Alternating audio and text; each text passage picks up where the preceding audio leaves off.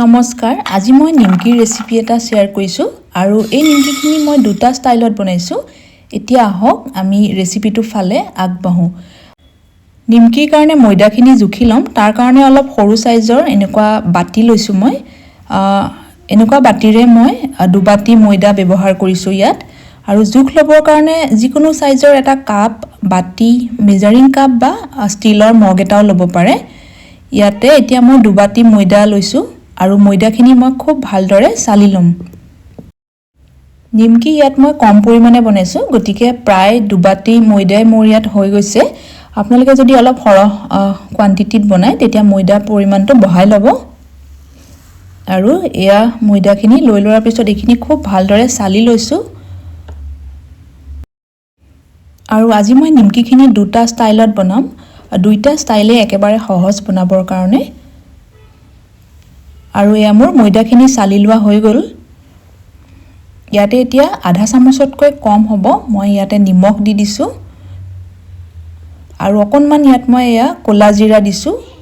সৰু চামুচেৰে এচামুচমান কোলা জিৰা দিছো ইয়াত আপোনালোকে কোলা জিৰাৰ হলনি অকনমান জনি গুটি বা যেটো ajwain বুলি কয় ajwainও দিব পাৰে এতিয়া গুটেইখিনি খুব ভালদৰে হাতখনেৰে মিক্স কৰি লৈছো এতিয়া ময়দাখিনি ভালকে অকনমান ৰিফাইন তেল দি হানি লব লাগিব মানে ময়ন দি লব লাগিব ইয়াতে মই ডাঙৰ চামুচেৰে 3 চামুচ ৰিফাইন তেল লৈছো প্ৰথমতে অলপমান ৰিফাইন তেল দি গুটেইখিনি খুব ভালদৰে হানি লৈছো ইয়াতে গুটেই তেলখিনি ব্যৱহাৰ নহবও পাৰে গতিকে একেবাৰতে গুটেইখিনি তেল দি দিয়া নাই তেল যদি আমি বহুত বেছি হৈ যায় তেতিয়া পিছত নিমকিখিনি বনাবৰ কাৰণে অসুবিধা হ'ব নিমকিখিনি ক্ৰিস্পি নহব আৰু এখিনি চাওক দিয়াৰ পিছত হাতেৰে অলপ মুঠি মাৰিবৰ কাৰণে চাওতে ভালদৰে বান খোৱা নাই গতিকে ইয়াতে বাকিখিনি ৰিফাইন তেলও দি দিলো এতিয়া আকৌ খুব ভালদৰে গুটেইখিনি হাতেৰে এনেকে মোহাৰি মিক্স কৰি লৈছো এনেকে হাতেৰে মোহাৰি মিক্স কৰি লোৱাটো খুব দৰকাৰী আৰু এতিয়া চাওক এনেকে মুঠি বান্ধুতে খুব ইজিলি লাৰু এটাৰ শেপতে বান খাই গৈছে তাৰ মানে এইখিনি আমাৰ ৰেডি হৈ গৈছে ভালকে ময়ন দিয়া হৈ গৈছে এনেকে ৰিফাইন তেল দি ভালকে হানি লব এতিয়া ইয়াতে মই অলপকে পানী দি অলপ টাইটকে ডো এটা ৰেডি কৰিছো আৰু পানী ইয়াত মই ঠাণ্ডা পানীয়ে লৈছো পানীও একেবাৰতে দিয়া নাই নহলে মিশ্ৰণটো যদি বহুত বেছি ঢিলা হৈ যায় পিছত নিমকিৰ কাৰণে বেলিবলৈ একেবাৰে অসুবিধা হ'ব এখিনি ইয়াছক মই অলপ টাইটকে ৰাখিছো ডোটো এখিনি বহুত বেছি মুঠিব নালাগে এতিয়া এখিনি 5 মিনিটৰ কাৰণে এনেকৈ ঢাকি ৰাখি দিছো আৰু যেহেতু নিমকিখিনি আজি মই দুটা ষ্টাইলত বনাম প্ৰথমটো ষ্টাইলত বনাবৰ কাৰণে এটা আমি পেষ্ট ৰেডি কৰি লম তাৰ কাৰণে মই এচামুচ ৰিফাইন তেলত এচামুচ ময়দা দিছো ইয়াতে ময়দা আৰু ৰিফাইন তেলৰ ৰেচিঅটো সমান হ'ব লাগে মানে ইয়াত যিমান ময়দা লৈছে সেই হিমান কোৱান্টিটিতে ৰিফাইন তেল ল'ব লাগিব এয়া আমাৰ পেষ্টটো ৰেডি হৈ গৈছে এটো এতিয়া সাইডৰ ৰাখি দিছো আৰু এতিয়া ময়দাৰ ডোটো আৰু 1 মিনিট মান সময়ৰ কাৰণে মাৰি লৈছো এই ডোটো একেবাৰে মিহি কৰিব নালাগে নিমকিৰ কাৰণে গতিকে এইখিনি বহুত বেছি মাৰি থাকিব নালাগে অকনমান এনেকে মাৰি লোৱাৰ পিছত মই তিনটা ভাগত এইখিনি কাটি লৈছো দুটা ভাগতো আপোনালোকে কাটিব পাৰে কিন্তু তেতিয়া লাডুবোৰ ডাঙৰ হ'ব আৰু ডাঙৰ হলে বেলিবৰ কাৰণে অলপ অসুবিধা হয় গতিকে এনেকে মই তিনটা সাইজত কাটি লৈছো এতিয়া মই বাকি দুটা ঢাকি ৰাখি দিছো পিছত বেলি লম আৰু ইটো এতিয়া বেলি লম নিমকিৰ কাৰণে ৰুটিখন খুব পাতলাকে বেলিব লাগিব আৰু এইখন চাওক বেলুতে মই ইয়াত ৰিফাইন তেল বা শুকান ময়দা একো ব্যৱহাৰ কৰা নাই খুব ভালদৰে ময়দাখিনি ময়ন দি লোৱা হৈছে কাৰণে ইয়াত আৰু পিছত ৰিফাইন তেল বা ময়দা লগাবলগীয়া হোৱা নাই গতিকে প্ৰথমতে ৰিফাইন তেল দি ময়দাখিনি খুব ভালদৰে হানি ল'ব আৰু এইখন মোৰ এয়া চাওক খুব পাতলাকে বেলি লোৱা হৈ গৈছে যিমানে পাতলা হ'ব নিমকিকিটাও খাবলৈ ক্ৰিস্পি হ'ব আৰু ভাল হ'ব তেতিয়া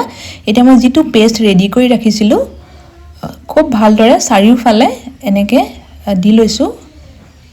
এতিয়া মই হাতেৰে গুটেখিনি লগাম হাতেৰে হানিবলৈ কাৰণে বেছি সহজ হয় তেতিয়া ভালকেও লাগিব গুটেকিটা সাইডতে অলপ বেছিকে এই পেষ্টটো গুটে ৰুটিখনত এনেকে হানি লৈছো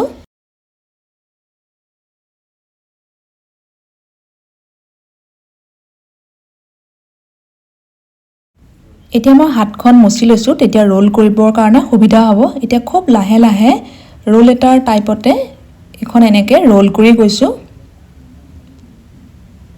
আৰু এই কামটো খুব সাৱধানে কৰিব লাগিব ভিতৰত যাতে বতাহ নোসোমায় গতিকে খুব টাইটকে এনেকে মেৰিয়াই গৈছো আৰু হাতখন এবাৰ মচি ল'ব নহলে হাতখন আঠা আঠা হৈ থাকে পেষ্টটোৰ কাৰণে আৰু এয়া মই লাহে লাহে এখন এনেকে ৰোল কৰি গৈছো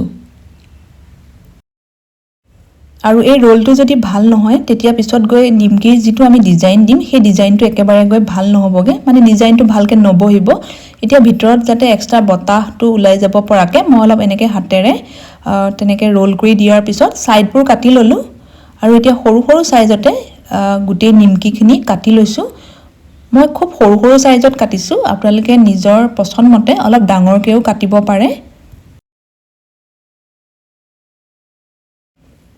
এয়া চাওক ভিতৰত খুব ধুনিয়াকে ডিজাইন এটা বহি যায় এতিয়া মই এটা অলপ এনেকে হাতেৰে লাহেকে হেচি বহলাই লৈছো আৰু খুব পাতলাকে ৰুটিখন বেলি লৈছো ৰুটিখন যিমান পাৰি পাতলা কৰিব তেতিয়া ডিজাইনটো খুব ধুনিয়া হ'ব এতিয়া যেটো পেষ্ট আগতে আমি ৰেডি কৰিছিলো সেই পেষ্টটো আকৌ অলপমান ইয়াত এনেকে ভালকে হানি দিছো লাহেকে এতিয়া জাপি দিছো আৰু ওপৰৰ সাইডটো অলপমান এই পেষ্ট লগাই দিম এতিয়া বহুত বেছি লগাব নালাগে আৰু খুব সাৱধানে এখন জাপি দিছো বহুত বেছি হেচিব নালাগে আৰু অকনমান ডাঙৰ হ'বৰ কাৰণে মই পাতলাকে বেলনা মাৰিডাল জাস্ট এবাৰহে বেলিছো আৰু এটা নুফুলিবৰ কাৰণে এনেকে কাটা চামুচেৰে অলপ খুচি খুচি দিছো ঠিক একেদৰে মই বাকিখিনিও বনাই লওঁ আৰু এতিয়া বেসিক যেটো ডিজাইন সকলোৱে কৰে হেতু কাৰণে আকৌ একেদৰে খুব পাতলাকে ৰুটিখন এয়া বেলি ললো ইয়াতে নিমকিখিনি কাটিবৰ কাৰণে আপোনালোকে পিজ্জা কাটাৰ বা যিকোনো ধৰণৰ ছুৰী ব্যৱহাৰ কৰে মই দুই ধৰণে আপোনালোকক কাটি দেখুৱাম কাৰণ সকলোৰে ঘৰত পিজ্জা কাটাৰ নাথাকিবও পাৰে তেতিয়া খুব ইজিলি ছুৰীৰে কাটিব পাৰিব আৰু সৰুৰে পৰা ঘৰত দেখি আহিছো মাহতে যেতিয়া নিমকি বনাই হেতু সময়ত পিজ্জা কাটাৰ ইমান ব্যৱহাৰ হোৱাও নাছিলে আৰু নাছিলেও হয়তো তো মাহতে খুব ইজিলি এনেকে ছুৰীখনে খুব ধুনিয়াকে এনেকে কাটি লয় গতিকে অলপমান মই পিজ্জা কাটাৰে কাটি দেখুৱালো আৰু অলপমান এনেকে ছুৰীখনে কাটি দেখুৱাইছো একেদৰে মই আৰু এটা লাৰু আছে হেতু বেলি লম আৰু ছুৰীখনৰ যেটো উল্টা সাইডে এনেকে গুটেখিনি এৰুৱাই লৈছো এতিয়া প্ৰথমতে দেখুতে লাৰু এটাৰ দৰে হৈ থকা যেন লাগিছে কিন্তু যেতিয়া আমি তেলত দি দিম তেতিয়া গুটেখিনি খুব ভালদৰে খুল খাই যাব আৰু তেলখিনি মই মিডিয়াম গৰম কৰি লৈছো মিডিয়াম গৰম কৰাৰ পিছত অলপ অলপকে দি নিমকিখিনি ফ্ৰাই কৰিছো আৰু নিমকি ফ্ৰাই কৰোতে সদায় গেছৰ ফ্লেমটো লোত ৰাখিব নহলে ওপৰটো সোনকালে ৰঙচুৱা হ'ব আৰু ভিতৰটো নিহিজিবগে আৰু তেতিয়া নিমকি বিলাক ক্ৰিস্পিও নহব আৰু প্ৰথমখিনি ফ্ৰাই কৰি লোৱাৰ পিছত এতিয়া মই দ্বিতীয়টো ষ্টাইলত কৰা নিমকিখিনিও একেদৰে গেছৰ ফ্লেমটো একেবাৰে কমাই ৰাখি গুটেখিনি ফ্ৰাই কৰি ললো আৰু এয়া দুই ধৰণে বনোৱা মোৰ নিমকি ৰেডি হৈ গল আশা কৰিছো আপোনালোকে আজিৰ এই ৰেচিপিটো চাই ভাল পালে ৰেচিপিটো চাই যদি ভাল পাইছে লাইক কৰিব আৰু পাৰিলে শেয়াৰো কৰি দিব আৰু নতুন নতুন ৰেচিপি নটিফিকেশন পাই থাকিবৰ কাৰণে চেনেলটো সাবস্ক্ৰাইব কৰি ৰাখিব আৰু আজিৰ এই ৰেচিপিটো চোৱাৰ কাৰণে আপোনালোকক ধন্যবাদ জনাইছো